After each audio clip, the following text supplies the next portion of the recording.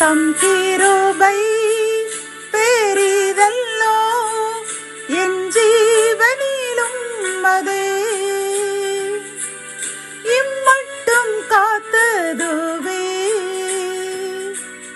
இன்னும் தேவை கிருபை தாருமே இன்னும் தேவை கிருபை தாருமே.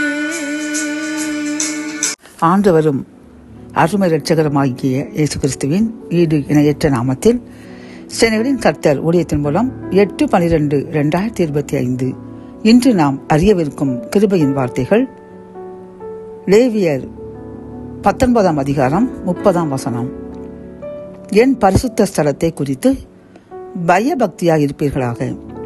கத்தோலிக்க வேதாகமம் இவ்வாறு கூறுகின்றது. என் தூயகத்தை குறித்து அச்சம் கொள்ளுங்கள் என்கின்றது. இந்த செய்தியை கேட்டுக்கொண்டிருக்கின்ற அன்பு சகோதரனே சகோதரியே, நாம் ஆலயத்தை குறித்து மிகவும் பக்தியாக இருக்க வேண்டுமாம். ஆனால் தற்சமயம் ஆலயம் எப்படி இருக்கின்றது?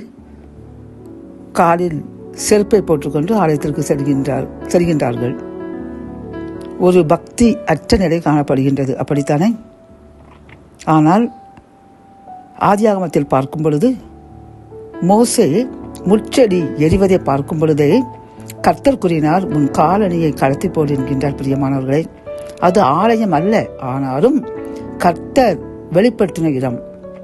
அப்படி இருக்கும் பொழுது நாம் ஆலயத்தை எப்படி பயபக்தியாக பாதுகாக்க வேண்டும், பயபக்தியாக ஆலயத்திற்கு செல்ல வேண்டும் என்று யோசிப்போம். இனியாவது ஆலயத்தில் பயபக்தியாக அமர்ந்து தேவையற்ற வீண் பேச்சுகளுக்கு விலக்கி பரிசுத்தமாக அவருடைய ஆலயத்தை நேசிப்போம். நாமும் பரிசுத்தமாக அவருடைய ஆசீர்வாதத்தை அளவில்லாமல் பெற்றுக்கொள்வோம். ஜெபம். என் அன்பு தகப்பனே, உமது வாசஸ்தலமாகிய ஆலயத்தை நாங்கள் பரிசுத்தமாக பயபக்தியாக காத்துக்கொள்ள வேண்டும் என்று கூறின கிருபையின் வார்த்தைக்காக நன்றியப்பா. என்னுடன் சேர்ந்து இனிமேல் ஆலயத்தை பயபக்தியாக தேவையற்ற வீண் வாதங்கள் பேச்சுகள் ஆலயத்தில் பேசாமல் பரிசுத்தமாக வாழ்வோம் என்று உறுதியெடுக்கின்றோம். உறுதியை ஏற்றுக்கொள்ளுங்க, ஆசீர்வதிங்க. மீட்பர் இயேசுவின் மூலம் ஜெபம் கேளும் நல்ல தகப்பனே. ஆமேன்.